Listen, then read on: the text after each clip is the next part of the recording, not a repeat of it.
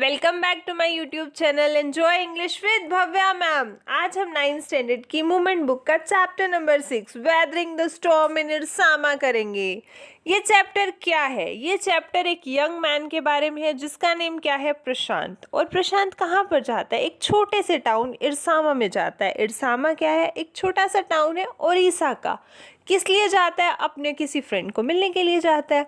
और ये जो प्लेस है उसके गांव से थोड़ी सी ही दूर होता है। लेकिन शाम को एकदम से क्या होता है कि वहाँ पर उस टाउन में एक बहुत ही डिवास्टेटिंग, बहुत ही डिजास्टर साइक्लोन आ जाता है। खतरनाक साइक्लोन आ जाता है। तो प्रशांत को, उसकी फ्रेंड की फैमिली को काफ़ी सारे ऑब्स्टेकल्स फेस करने पड़ते हैं।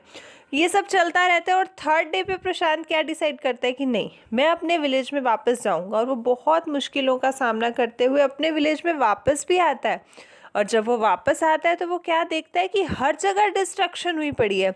बहुत ही मुश्किल के साथ उसने क्या किया, अपने लोगों को ढूंढा, अपनी फैमिली मेम्बर्स को ढूंढा और उसने काफ़ी कुछ फेस भी किया। तो ये हमारी जो स्टोरी होने वाली है, ये स्टोरी क्या है? प्रशांत के करेज के बारे में है कि क्या क्या इतने सब सिचुएशंस खराब होने के बाद भी, इतने ऑब्स्टेकल्स होने के बाद भी वो किस तरीके से हिम्मत के साथ इतनी बड़ी क्लैमिटी का सामना करता है। ठीक है, एक ऐसी क्लैमिटी जिसने क्या किया, हज़ारों लोगों की जान ले ली, बहुत सारे घर डिस्ट्रॉय कर दिए, लेकिन फिर भी उसने हिम्मत नहीं हारी।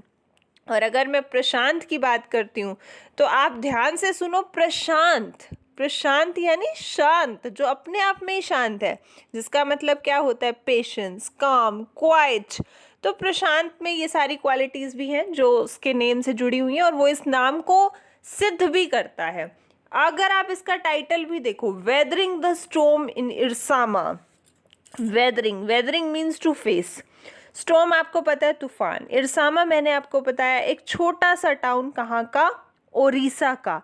तो ये जो चैप्टर है वो किसके बारे में है कि किस तरीके से तूफान को फेस किया प्रशांत ने अपनी शांति के साथ। कहाँ पर? एक छोटे से टाउन ओडिशा में। Now let's begin with the chapter weathering the storm in Ersama. On 27 October 1999, 7 years after his mother's death, Prashant had gone to the block headquarters of Irsama, a small town in coastal Odisha, from 18 kilometers from his village. अब actually क्या था, 27 अक्टूबर 1999 की बात है। उसकी mother की death के 7 साल के बाद प्रशांत जो है कहाँ पर गया? Block headquarters of Ersama. Ersama actually क्या है? एक छोटा सा टाउन है ओडिशा का। ठीक है, दैट्स वाई उसके लिए यूज़ हुआ है ब्लॉक हेडक्वार्टर्स। आपको पता है ना, कोई भी जगह होती है, कोई स्टेट होती है, उसके अंदर डिस्ट्रिक्ट होती है, फिर नीचे अंदर टाउन्स होते हैं, ब्लॉक हेडक्वार्टर्स होते हैं। तो दैट्स वाई ये जो जगह थी ये क्या थी? 18 किलोमीटर उसके विलेज से दूर थी। To spend the day with a friend. और वो यहाँ पर क्यों गया था? अपने फ्रेंड के साथ एक दिन बिताने के लिए। In the evening a dark and menacing storm quickly gathered. शाम का टाइम था और क्या हुआ, एकदम से एक बहुत ही ज़्यादा डार्क एंड मिनेसिंग यानी बहुत ही डेंजरस जो स्टॉर्म है वो एकदम से इकट्ठा होने लगा, गैदर होने लगा, चारों तरफ फैलने लगा। Winds beat against the houses with the speed and fury. जो हवाएं थी वो क्या कर रही थी? बीट कर रही थी, आप कह सकते हो एक तरीके से बहुत ज़्यादा थपेड़े मार रही थी घरों पे। किसके साथ? बहुत ही तेज़ी के साथ, स्पीड के साथ। एंड फ्यूरी मतलब एक्सट्रीम स्ट्रेंथ, बहुत ज़्यादा स्ट्रेंथ लगा के और स्पीड के साथ जो हवाएं थी वो घरों में थपेड़े मार रही थी, उनके साथ टकरा रही थी। That Prashant had never witnessed before. और प्रशांत ने ऐसा कभी भी अपनी ज़िंदगी में पहले नहीं देखा था। Heavy and incessant rain fill the darkness. Heavy and continuous rain जो थी, बहुत मतलब नॉन स्टॉप जो चले जा रही थी, वो क्या कर रही थी? फिल कर रही थी डार्कनेस को, मतलब अंधेरे को और ज़्यादा गहरा कर रही थी। Ancient trees were uprooted and crash to the earth. जो पुराने वहाँ पर ट्रीज थे वो क्या हो रहे थे? अपरूट हो रहे थे। हवा इतनी तेज थी कि वो जड़ से उखड़ते जा रहे थे और गिर गिर के कहाँ पर गिर रहे थे? अर्थ पे। Screams rent the air as people and houses were swiftly washed away. Screams का मतलब क्या होता है? चिल्लाना। ठीक है, और रेंट यहाँ पर है फिल होना। तो ये कहता है कि पूरी जो हवा थी ना वो किससे भर गई थी? लोगों के चिल्लाने से भर गई थी। क्यों? क्योंकि जो लोग हैं और घर थे वो क्या हो रहे थे? स्विफ्टली यानी बहुत ही ज़्यादा तेज़ी से वॉश अवे होते जा रहे थे, धुलते जा रहे थे। या आप कह सकते हो कि बहे जा रहे थे। Both people as well as houses, that's why सभी लोग चिल्ला रहे हैं। The angry water swirled into his friend's house neck deep, ये कहता है जो गुस्से वाला पानी, स्वर्ल होता है लहरें, लहरें जो थी इतनी तेजी से आ रही थी, ऐसे लग रहा था जैसे पानी बहुत ज्यादा गुस्से में है। वो कहाँ पर एंटर कर गया? उसके फ्रेंड के घर में। कहाँ तक? नेक डीप तक, मतलब गर्दन से नीचे नीचे, गर्दन की ऊंचाई तक सारा पानी भर गया। The building was of brick and mortar and was strong enough to survive the devastation of the wind's velocity of 350 kilometre per hour. ये कहते हैं कि वो जो बिल्डिंग थी वो किससे बनी हुई थी? ब्रिक से बनी हुई थी एंड मोटर से बनी हुई थी। मोटर क्या होती है कि सीमेंट हो गया, सैंड हो गया, लाइम हो गया, इन सब चीज़ों को मिला के बिल्डिंग को कंस्ट्रक्ट किया जाता है ना। तो इन शॉर्ट आप ये कह सकते हो ब्रिक एंड सीमेंट बोथ, ठीक है। वो काफ़ी अच्छी चीज़ों से बनी हुई थी, तो वो इतनी स्ट्रांग थी वो बिल्डिंग की वो सरवाइव कर रही थी किसके अगेंस्ट? जो डिवास्टेशन हो रही थी, यानी जो विनाश करने वाली विंड जो थी at the speed of 350 kilometre per hour की स्पीड से जो है वो सामने से उसको थपेड़े मार रही है, लेकिन फिर भी वो सरवाइव कर रही थी। That's a big thing. But the cold terror of the family grew with the crashing of trees that had got uprooted and fallen on their house. ये कहता है लेकिन जो कोल्ड टेरर था, cold you can say extreme, बहुत ज़्यादा जो था परिवार के अंदर एक डर बैठ गया था और वो और ज़्यादा बढ़ता जा रहा था। किसके साथ साथ? जैसे जैसे जो ट्रीज़ है वो टूट के गिरते जा रहे थे। हैड गॉट अपरूटेड मतलब क्या हो रहा था कि जो ट्रीज़ थे वो ज़मीन से उखड़ रहे थे, क्रैश हो रहे थे, गिर रहे थे। और कहाँ पर गिर गया था? उनके घर की छत के ऊपर। Fallen on their house and some time in the middle of the night. और कई बार क्या होता था कि ये जो पेड़ थे वो कब गिर जाते थे? रात को भी गिर जाते थे और उनकी छतों को, दीवारों को, हर एक चीज़ को क्या कर देते थे? वैनिश कर देते थे, खराब कर देते थे। The crazed destruction wrought by the cyclone and the surge of the ocean continued for the next 36 hours. ये कहता है ये जो क्रेज डिस्ट्रक्शन था, मतलब ये जो पागलों की तरह ये जो डिस्ट्रक्शन हुए जा रहा था, रोट यानी रिजल्ट, जो इस साइक्लोन का रिजल्ट आया वो क्या था? बहुत ही भयंकर destruction. And the surge of the ocean, surge यानी फोर्स, और ये जो फोर्स जो ओशियन में लग रहा था कॉन्टिन्यूड, ये कॉन्टिन्यू रहा कितने टाइम तक? नेक्स्ट 36 आवर्स तक। हालांकि क्या हुआ कि जो विंड की स्पीड है वो थोड़ी बहुत कम हो गई बाय द नेक्स्ट मॉर्निंग, लेकिन फिर भी इसका जो फोर्स है और जो रिजल्ट था वो नो डाउट डिस्ट्रक्टिव और डिवास्टेटिंग तो था ही। To escape the waters rising in the house, Prashant and his friends family had taken refuge on the roof. वो कहते हैं इस बढ़ते हुए पानी से, जो घर में पानी बढ़ता जा रहा था, उससे बचने के लिए प्रशांत और उसकी फैमिली ने क्या किया? रिफ्यूजी होता है शेल्टर लेना। उन्होंने शरण कहाँ पर ली? रूफ पे ली, यानी घर की छत पे ली। Prashant will never forget the shock he experienced at his first glimpse of the devastation wrought by the super cyclone in the grey light of the early morning. वो कहते हैं कि जो प्रशांत है वो कभी भी नहीं भूलेगा जो चीज़ उस दिन उसने सुबह की जो टाइम था, उस टाइम पर जो ग्रे लाइट थी, उस टाइम पर ये सारी चीज़ें जो उसने एक्सपीरियंस की, ये वो कभी भी नहीं भूलेगा। जो उसकी फर्स्ट ग्लिम्स थी, ग्लिम्स यानी नज़र, साइट, जो पहली साइट उसने देखी डिवास्टेशन की, जो कौन लेके आया? सुपर साइक्लोन लेके आया। जो सुपर साइक्लोन का रिजल्ट था, सुपर साइक्लोन कब बोलते हैं कि जब जो एयर की स्पीड है वो बहुत ही ज़्यादा बढ़ जाए। तो इसका जो रिजल्ट आया, इसने जो डिवास्टेशन की उसकी पहली झलक सुबह के समय ग्रे लाइट के अंदर जो उसने देखी वो कभी भी नहीं भूलेगा। A raging, deadly brown sheet of water covered everything as far as the eye could see. वो कहते हैं रेजिंग, एक बहुत ही गुस्से वाला पानी, ठीक है। Deadly brown sheet, brown sheet क्यों बोला है? आप कह सकते हो कि जो पानी के अंदर मिट्टी नहीं मिल जाती, उसके लिए इन्होंने ब्राउन यूज़ किया, तो पानी कैसा हो गया था? मिट्टी वाला हो गया था। तो उस पानी ने क्या कर रखा था? पूरे हर जगह को कवर कर रखा था, जहाँ तक आपकी आंखें देख सकती हैं वहाँ तक। सिर्फ क्या दिख रहा था? Only fractured cement houses still stood in a few places. Fractured का मतलब होता है टूटा हुआ, ठीक है, टूटना। तो कहता है कि कुछ जगहों पर टूटे हुए सीमेंट के घर खड़े हुए थे। Blotted animals carcasses and human corpses plotted in every direction. Blotted का मतलब होता है फुला हुआ होना। तो एनिमल्स के जो कारकासेस होती है डेड बॉडी, तो डेड बॉडीज ऑफ एनिमल जो फूल गई थी, और जो ह्यूमन की डेड बॉडीज थी वो हर तरफ, हर डायरेक्शन में क्या कर रही थी? फ्लोट कर रही थी, तैर रही थी, बह रही थी। All round even huge old trees had fallen. हर तरफ क्या था, इवन जो बड़े बड़े पुराने ट्रीज थे वो भी गिरे पड़े थे। 2 coconut trees had fallen on the roof of their houses, 2 जो है बड़े बड़े ट्रीज कोकोनट के वो उनकी छत पर गिर गए। This was a blessing in disguise, वो कहते हैं कि ये जो था एक ब्लेसिंग थी डिस्गाइज में। डिस्गाइज में ये आप कह सकते हो कि ये देखो, इनके पास पहले तो कोई जगह नहीं है, नीचे सारा पानी है, ये ऊपर गए कि चलो यहाँ पर शेल्टर लेंगे। वहां पर क्या हुआ कि ऊपर से 2 पेड़ गिर गए, कोकोनट ट्रीज गिर गए बड़े बड़े, लेकिन ये क्या हुए, उनके लिए एक ब्लेसिंग साबित हुए। कैसे?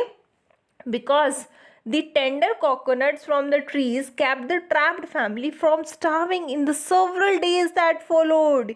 ये कहता है क्योंकि ये जो सॉफ्ट कोकोनट थे, ठीक है, जो उस ट्री से गिरे, उसने क्या किया, इस फंसी हुए परिवार को, ट्रैप्ड होता है फंसा हुआ, इस फंसे हुए परिवार को भूखे मरने की स्थिति से बचा लिया। भाई इतने टाइम से ये लोग भूखे मर रहे थे, ऊपर थे, कुछ खाने को नहीं था, तो इस एक तरीके से क्या प्रूव हुए, ये ट्रीज ब्लेसिंग प्रूव हुए उनके लिए। For the next 2 days, Prashant sat huddled with his friend's family in the open on the rooftop. वो कहते हैं अगले 2 दिनों तक क्या हुआ कि प्रशांत जो है बैठा रहा। हडल्ड का मतलब होता है ग्रुप में बैठना। अपनी फ्रेंड की फैमिली के साथ ग्रुप में बैठा रहा। कहाँ पर? In the open of the rooftop, छत पर बैठा रहा। They froze in the cold and incessant rain. अब वो कहते हैं कि वो लोग ऊपर, एक तो बारिश इतनी, ऊपर से छत पे, तो वो क्या हो रहे थे, उस ठंड में, उस कोल्ड और कॉन्टिन्यूस रेन में जमते जा रहे थे, बहुत ज़्यादा पानी आ रहा था।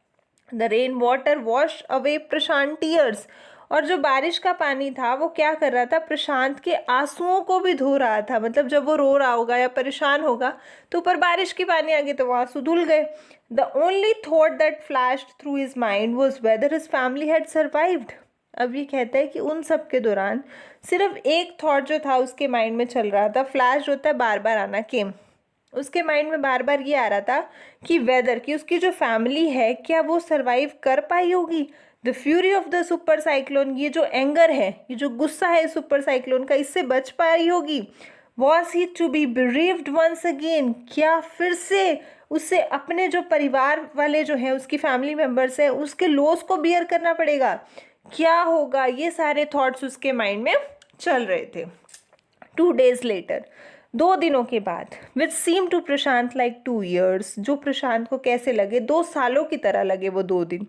द रेन सीज्ड, बारिश रुकी, and the rain water slowly began to recede, और जो बारिश का पानी था वो भी धीरे धीरे क्या होने लगा, पीछे होने लगा। तो प्रशांत जो था वो डिटरमाइन हो गया कि टू सीक यानी होता है टू फाइंड आउट, कि वो फाइंड आउट करेगा अपने फैमिली को विदाउट फर्दर डिले, बिल्कुल भी डिले किए। लेकिन जो सिचुएशन थी वो बहुत ज़्यादा डेंजरस थी, तो उसकी जो फ्रेंड की फैमिली थी, प्लीटेड होता है रिक्वेस्ट करना, उन्होंने प्रशांत से रिक्वेस्ट की कि तुम अभी यहाँ पर थोड़ा सा टाइम हमारे साथ और रुको।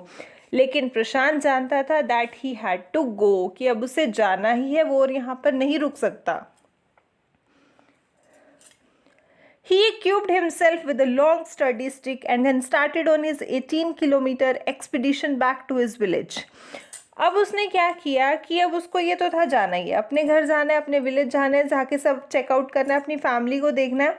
तो उसने क्या किया, एक लॉन्ग सी, स्टडी होता है कि स्ट्रॉन्ग, ठीक है, उसने एक लंबी सी मजबूत सी वो स्टिक ली अपने साथ में, और अपनी जो 18 किलोमीटर की एक्सपेडिशन मीन्स जर्नी शुरू की बैक टू हिज विलेज। कहाँ से शुरू की? Through the swollen flood water, की जो पानी था वो बहुत ज़्यादा गहरा था, और वो मतलब पानी के बीच में से निकल रहा था ना, स्वोलन था, फूला हुआ था, कहीं पर कुछ है, कहीं पर कुछ है, तो उसने उन सब के बीच से अपनी जर्नी को स्टार्ट किया। It was a journey he would never forget, ये ऐसी जर्नी थी जो वो कभी नहीं भूलेगा। He constantly had to use his stick. अब वो क्या करता, वो जो स्टिक उसके हाथ में थी उसको कॉन्स्टेंटली यूज़ करता रहता ताकि उसको रोड का पता चलता रहे कि कहाँ पर रोड है, कहाँ पर नहीं है। To determine whether the water was more shallow, कि पता चले कि जो पानी है कहाँ पर ज़्यादा गहरा है, कहाँ पर नहीं है। शैलो का मतलब होता है नॉट डीप, कि ज़्यादा गहरा ना हो।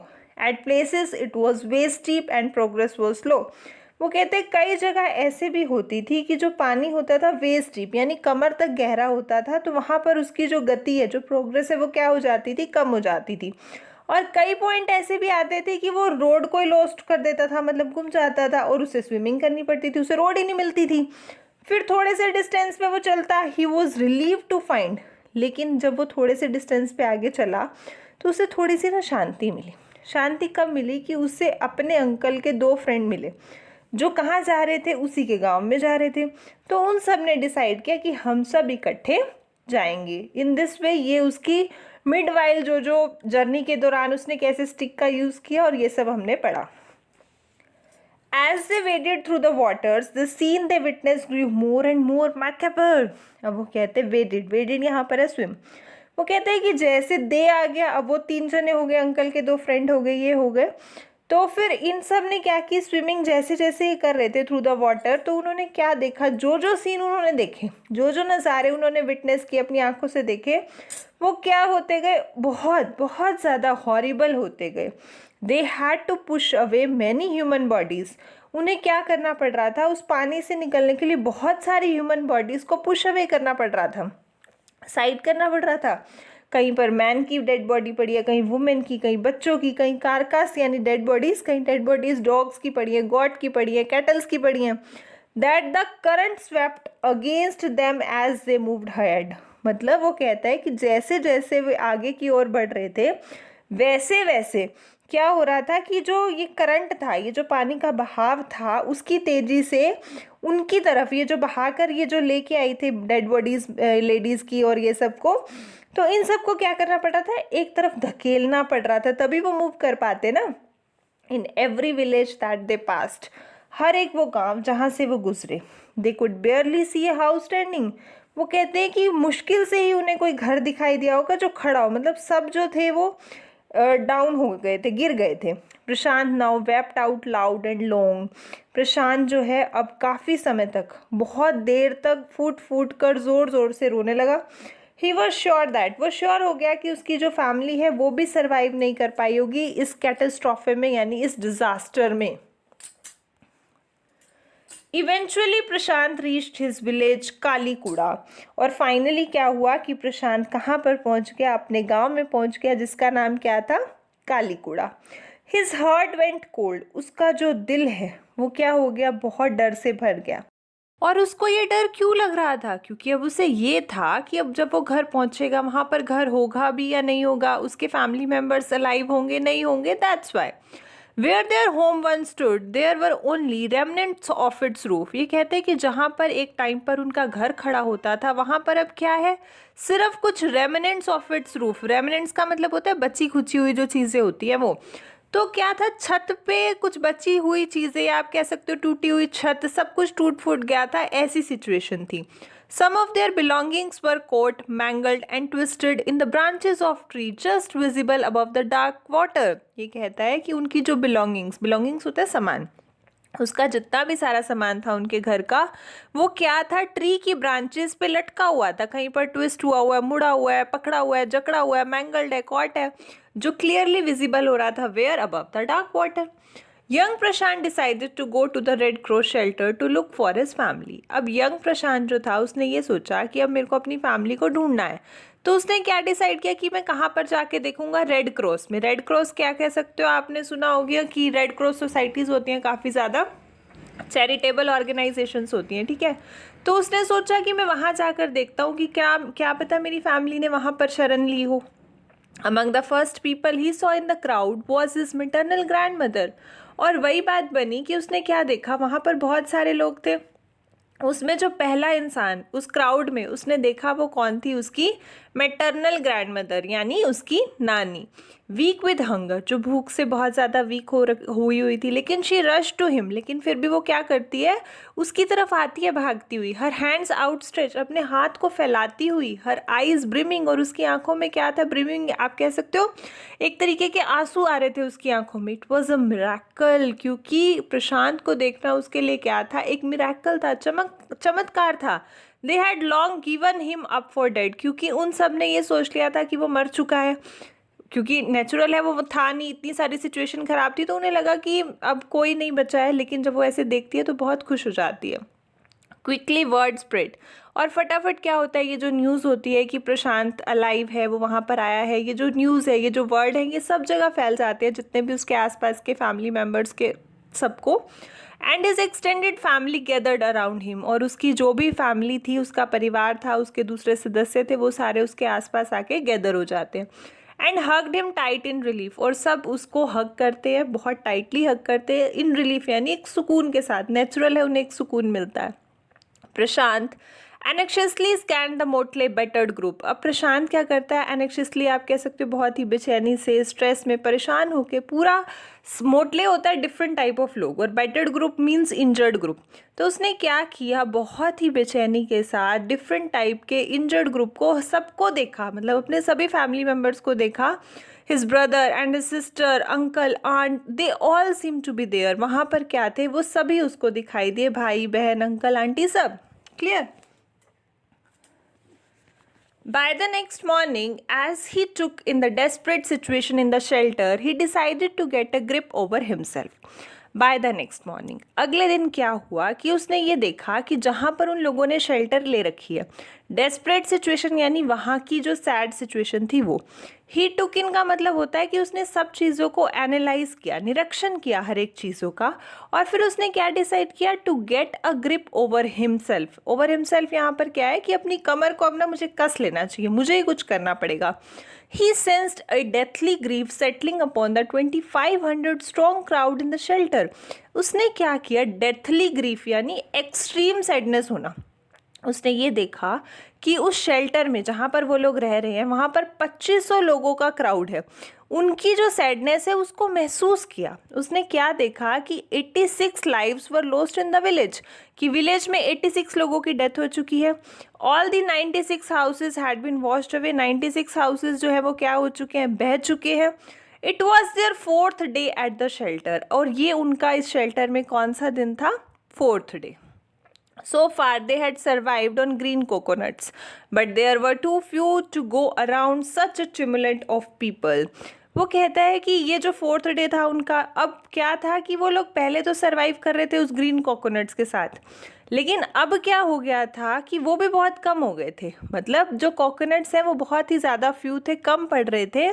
किसके अराउंड, क्योंकि जो लोग थे, ट्यूमुलेट ऑफ पीपल आप ये भी कह सकते हो, मतलब बहुत ज़्यादा भीड़ होना लोगों की, लोगों के जो इतनी ज़्यादा भीड़ थी, लोगों ने हंगामा मचा रखा था, उसके अकॉर्डिंग ये जो कोकोनट्स थे वो क्या थे, बहुत ही ज़्यादा फ्यू थे, तो ये पॉसिबल नहीं था कि उनको प्रॉपर सबको खाना मिल सके। Prashant, all of 19 years, decided to step in as leader of his village. Prashant हालांकि सिर्फ 19 साल का था, लेकिन उसने डिसाइड किया कि मैं स्टेप लूँगा, मैं आगे बढ़ूँगा, मैं क्या बनूँगा, इस विलेज का लीडर बनूँगा। If no one else did, अगर कोई और नहीं आ रहा आगे तो मैं आऊँगा, कोई बात नहीं। He organised a group of youths and elders. उसने क्या किया, एक ग्रुप बनाया जिसमें सभी यूथ भी लिए उसने और एल्डर्स भी लिए, to jointly pressurise the merchant. और क्या किया, उन सब लोगों ने मिलके इकट्ठे, मर्चेंट होता है जो भी राशन वाला होता है वो, ठीक है, उसको प्रेशराइज किया, किस लिए, once again to part with his rice, किस लिए कि वो चावल बांटने को मजबूर कर दिया, कि वो चावल बांटे, लोगों तक खाना पहुंचे, क्योंकि कोकोनट तो सफिशिएंट नहीं है। This time the delegation succeeded and return triumphantly. वो कहता है इस बार क्या हुआ, ये जो डेलीगेशन का मतलब होता है कि ग्रुप ऑफ रिप्रेजेंटेटिव्स, ये जो भी यूथ एल्डर्स इसने ग्रुप बनाया था, इस टाइम क्या हुआ कि ये लोग सक्सेस पाए इन्होंने, और ये वापस कैसे आए, ट्रिम्फेंटली आए, जीत के आए, मतलब ये इन्होंने कन्विंस कर लिया होगा उसको, राशन वाले को, चावल के लिए, और ये वापस कैसे आए, wedding through the receding water with food for the entire shelter. Wedding का मतलब होता है पानी में चलना, और रिसीडिंग वाटर यानी कम होता हुआ पानी, तो कम होते हुए पानी में से चलते हुए ये लोग आए, किसके साथ, खाना लेके आए पूरे शेल्टर के लोगों के लिए। No one care that the rice was already rotting. किसी ने परवाह नहीं की कि जो चावल थे वो ऑलरेडी थोड़े खराब हो रहे थे या जो भी था, लेकिन उस टाइम भूख इतनी लगी हुई थी, उनको ज़रूरत थी। Branches from fallen trees were gathered to light a reluctant and slow fire on which to cook the rice. अब इन्होंने क्या किया कि गिरे हुए पेड़ों की ब्रांचेस को इकट्ठा किया, किस लिए, लाइट जलाने के लिए, आग जलाने के लिए। उससे क्या की, आग जलाई। आग कैसे जली, रिलक्टेंट एंड स्लो, मतलब बहुत ही हल्की सी, धीमी सी आग जली, जिसके ऊपर क्या बनाया गया, राइस को कुक किया गया। For the first time in the 4 days, वो कहता है कि पहली बार 4 दिनों में, the survivors at the cyclone shelter मतलब वो कहता है कि 4 दिनों में पहली बार ऐसा हुआ कि ये जो जितने भी सर्वाइवर्स थे, ये जितने भी लोग सफ़र कर रहे थे, इन लोगों को क्या मिला, were able to fill their bellies. Bellies होता है पेट भरना। पहली बार ऐसा हुआ कि उन्होंने पेट भर के खाना खाया। His next task was to organize a team of youth volunteers। अब उसका अगला टास्क क्या था कि एक ऐसी टीम को ऑर्गेनाइज करना, एक ऐसी टीम बनाना किसकी, यूथ वॉलंटियर्स की। वॉलंटियर्स क्या होते हैं कि जो यूथ होते हैं, मतलब यंग जो लोग होते हैं, वो इकट्ठे हो जाते हैं और जो भी वो काम करते हैं बदले में वो कुछ नहीं लेते, ठीक है, not get anything in return, तो उन्हें हम वॉलंटियर्स बोलते हैं। तो उसने क्या सोचा कि मैं एक टीम बनाऊंगा वॉलंटियर्स की। किस लिए बनाऊंगा, to clean the shelter of filth, urine, vomit and floating carcasses. किस लिए, ताकि वो जो शेल्टर है जहाँ पर वो लोग रह रहे थे उसको साफ करने के लिए। साफ क्या करना था, फिल्थ यानी क्या होता है, गंदगी। वहाँ पर बहुत ज़्यादा गंदगी हो गई थी, यूरिन फैला हुआ था, वॉमिटिंग कर रखी थी लोगों ने, और जो डेड बॉडीज़ थी वो भी इधर उधर तैर रही थी, वो सब क्लीन करना। And to tend to the wounds and fractures of the many who had been injured. और क्या था, बहुत सारे, वाउंड होता है जख्मी लोग, घायल लोग, ठीक है, घायल लोगों के घाव, और फ्रैक्चर्ड यानी जो टूटे फूटे लोग थे, काफ़ी कुछ चोटें भी आई थी, इंजर हुए हुए थे लोग, इन सब लोगों को क्या कर सके, इन सब लोगों का इलाज करा सके। दैट्स वाई वो क्या बनाना चाह रहा था, a team of youth volunteers. Clear. आगे देखो, ऑन द फिफ्थ डे में क्या हुआ, a military helicopter flew over the shelter and dropped some food parcels. एक मिलिट्री का हेलीकॉप्टर आया जो उनके शेल्टर के ऊपर से फ्लू कर रहा था, उड़ रहा था, और उसने क्या किया, कुछ फूड के पार्सल्स ऊपर से ड्रॉप कर दिए। इट देन डिडंट रिटर्न, उसके बाद वो नहीं आया। The youth task force gathered empty utensils from the shelter. अब जितने भी ये यूथ थे, वॉलंटियर्स थे, इनका नेक्स्ट टास्क क्या था कि गैदर करना खाली बर्तनों को शेल्टर से। Then they deputed the children to lie in the sand left by the waters around the shelter with these utensils। अब deputed का मतलब होता है अपॉइंट करना, असाइन करना। इन लोगों ने बच्चों को एक काम असाइन किया, क्या कि आपको क्या करना है कि शेल्टर के अराउंड, जो भी जहाँ पर वो शेल्टर रह रहे थे उसके आसपास जहाँ पर भी पानी था, पानी जब हट जाता है थोड़ा सा तो मिट्टी नहीं बच जाती, उस मिट्टी के ऊपर आपको क्या करना है, लेट जाना। और लेटना कैसे, अपने पेट पे, अपने स्टमक पे इन खाली बर्तनों को रख के, ताकि जो है ये कम्युनिकेशन हो सके पासिंग हेलीकॉप्टर से, ऊपर गुजरते हुए हेलीकॉप्टर्स को एक सिग्नल मिल सके कि they were hungry. The message got through, message जो है उन तक पहुंचा। एंड आफ्टर दैट, उसके बाद ये जो हेलीकॉप्टर्स थे वो रेगुलर राउंड्स लेते रहे शेल्टर के आसपास air dropping food and other basic needs. और वो क्या करते, जो भी खाने की सामग्री होती और जो भी बेसिक नीड्स की जो ज़रूरत की वस्तुएं होती हैं वो सारी क्या करते, ऊपर से डाल देते, और बच्चे क्या करते, अपने स्टमक पे जो यूटेंसिल्स लिया हुआ था उस पे गैदर करते। Prashant found that a large number of children had been orphaned. Prashant ने क्या देखा कि बहुत सारे बच्चे क्या हो गए हैं, ऑर्फन हो गए थे, अनाथ हो गए हैं। He brought them together and put up A polythene sheet shelter for them. उसने क्या किया, सारे बच्चों को ना इकट्ठा किया और उनके लिए एक पॉलीथीन से एक शेल्टर बना दिया ताकि ये वहाँ पर रह सके। वुमेन्स जो थी उनके साथ क्या किया, women were mobilise to look after them. Mobilise का मतलब होता है ड्यूटी। कुछ वुमेन्स की ड्यूटी लगा दी कि आपने क्या करना है, इन बच्चों का ध्यान रखना है। While the man secured food and materials for the shelter. और जो मैन थे, सिक्योर का मतलब आप कह सकते हो एक तरीके की जिम्मेदारी देना। उनको क्या जिम्मेदारी दी कि जो भी शेल्टर में लोग रह रहे हैं, बच्चे रह रहे हैं, उनके फूड की और बाकी चीज़ों की, ज़रूरत की चीज़ों की जिम्मेवारी मैन की है, और जो लेडीज़ हैं वो क्या करेंगी, इन बच्चों का लुक आफ्टर करेंगी। एज द वीक्स पास, जैसे जैसे हफ्ते बीतते गए, Prashant was quick to recognise that the women and children were sinking deeper and deeper in their grief. जैसे जैसे हफ्ते बीतते गए तो प्रशांत ने क्या नोटिस किया, क्या रिकॉग्नाइज किया कि जितने भी वुमेन हैं, जितने भी बच्चे हैं, वो क्या हो रहे हैं, डूबते जा रहे हैं, गहरे, बहुत गहरे, किसमें, इन देयर ग्रीफ, अपने अपने दुखों में बहुत ज़्यादा जा रहे हैं, डीप जाते जा रहे हैं। He persuaded the woman to start working in the food for work program started by an NGO। अब persuaded का मतलब होता है कन्विंस करना।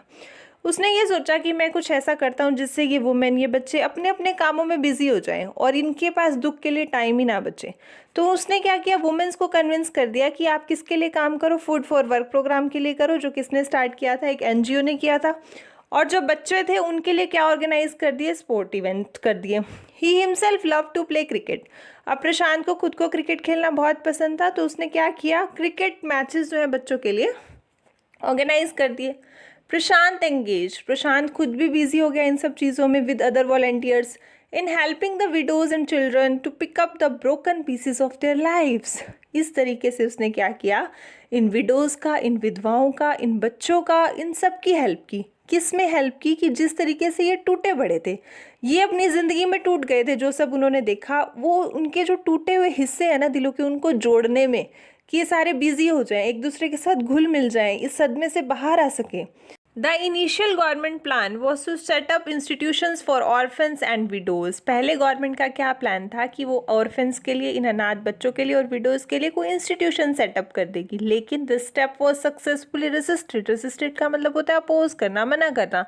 ये जो स्टेप था गवर्नमेंट का, उसको प्रशांत और उसके फ्रेंड्स ने अपोज किया, क्योंकि ये माना चाहता था, उन्होंने ये महसूस किया दैट इन सच इंस्टीट्यूशन, कि इस तरीके के इंस्टीट्यूशंस में जो बच्चे हैं वो ग्रो तो होते हैं, लेकिन विदाउट लव उनको वो प्यार नहीं मिलता है। और जो विडोज़ हैं वो किससे सफ़र करती हैं, स्टिग्मा से। Stigma you can say a sort of disgrace and loneliness से, अकेलापन महसूस होता है उन्हें, इसलिए उन्होंने क्या किया, इस प्लान को रेजिस्ट किया। Prashant groups believed orphan should be resettled in their own community itself. Prashant का ये जो ग्रुप था वॉलंटियर्स का, इनका मानना ये था कि जितने भी ये ऑर्फन्स हैं, कि जो बच्चे हैं, अनाथ बच्चे हैं, इनको रीसेटल तो करो, लेकिन अपनी ही उन्हीं की कम्युनिटी में कर दो। कैसे, देखते हैं। Possibly in new foster families made up of childless widows and children without adult care. उनका मानना ये था कि आप इनको रीसेटल करो।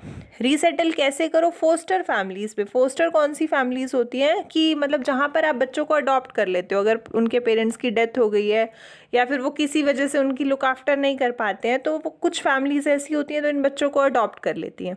तो इन्होंने क्या सजेशन दी कि आप क्या करो, फोस्टर फैमिलीज़ में डालो, जो किससे बनी होती है, चाइल्डलेस विडोज़। ये कहना चाहता है कि वो विडोज़ जिनके पास बच्चे नहीं हैं, उनको तो क्या मिल गए, बच्चे मिल गए, ठीक है, और जो बच्चे थे जिनके पास माँ बाप नहीं थे, उनको क्या, माँ एक तरीके की विडो मिल गई। तो इस तरीके की फैमिलीज़ में क्या करो, इनको मर्ज कर दो। And children without adult care, और कुछ बच्चे भी ऐसे होते हैं जो एडल्ट केयर के बिना जी रहे होते हैं, तो उन बच्चों को माँ मिल जाएगी और उन माँ को बच्चे मिल जाएंगे। इस तरीके से ये रीसेटल हो जाएंगे। ये उनका एक प्लान था। It is 6 months after the devastation of the super cyclone। अब इस सुपर साइक्लोन की ये जो डिवास्टेशन थी, ये जो तबाही थी, उसके बाद 6 महीने का समय जो है वो बीत चुका था। This time Prashant wounded spirit has healed. इस टाइम क्या था कि जो प्रशांत का वाउंडेड स्पिरिट था, यानी जो वाउंड होता है एक तरीके से घायल होना, और स्पिरिट आपको पता है आत्मा, उसकी जो घायल आत्मा थी वो क्या हो रही थी, हील हो रही थी, धीरे धीरे भर रही थी, स्वस्थ हो रही थी। Because he had no time to bother about his own pain, क्योंकि उसके पास टाइम ही नहीं था अपने दर्द को देखने के लिए, महसूस करने में। ये इन सब कामों में इतना ज़्यादा बिजी हो गया था। His handsome youthful face is what the widows and orphan children of his village seek out most in the darkest hour of grief. ये कहता है उसका जो हैंडसम और यूथफुल फेस था, यानी बहुत ही सुंदर, और ये जो युवा चेहरा था, ये वो चेहरा था जो उसके गांव की सभी विडोज़ को, विधवाओं को और ऑर्फन बच्चों के लिए, सबके लिए क्या था, जब भी वो डार्केस्ट आवर ऑफ ग्रीफ में होते थे, मतलब बहुत ही ज़्यादा जब उनका दुख वाला समय चल रहा होता था ना, उस टाइम पर ये चेहरा उनको क्या देता था, हिम्मत देता था। वो उसको कैसे देखते थे, एक उम्मीद भरी दृष्टि के साथ देखते थे। यहाँ पर हमारा चैप्टर ख़त्म होता है, और इससे हमें क्या मैसेज मिलता है, हमें ये मैसेज मिलता है कि सिचुएशन कैसी भी हो या कभी भी कोई भी क्लैमिटी आपके सामने आ जाए, तो आपको क्या करना है, एक दूसरे पे डिपेंडेंट नहीं रहना है, एक दूसरे का मुंह नहीं देखना है, गवर्नमेंट पे डिपेंडेंट नहीं रहना है, खुद से स्टेप लेना है, खुद से आगे आना है और सिचुएशंस को सॉल्व करना है। सेकेंडली, हमने इस यंग मैन के थ्रू एक लीडरशिप की क्वालिटी भी देखी, जो no doubt it's praiseworthy. And third thing according to me is that कि वी शुड बी पॉजिटिव, चाहे सिचुएशन कैसी भी हो, वर्ड से वर्ड सिचुएशन में भी अगर आपका माइंडसेट पॉजिटिव है, आप बहुत ही शांति के साथ रिलैक्स होके उस सिचुएशन को डील करते हो विद अ पॉजिटिव एटीट्यूड, तो कोई भी सिचुएशन है उसका सॉल्यूशन निकल जाता है। जैसे प्रशांत ने निकाला, कितनी वर्ड सिचुएशन हो गई थी, लेकिन फिर भी उसने सब चीज़ों को बहुत ही अच्छे से मैनेज किया। और ये सब क्यों हो पाया, क्योंकि उसका माइंडसेट पॉजिटिव था। That's why. So I hope आप सभी को ये चैप्टर अच्छे से समझ में आया होगा। अगर आया है then please like share and subscribe our own YouTube channel enjoy English with Bhavya ma'am. Thank you.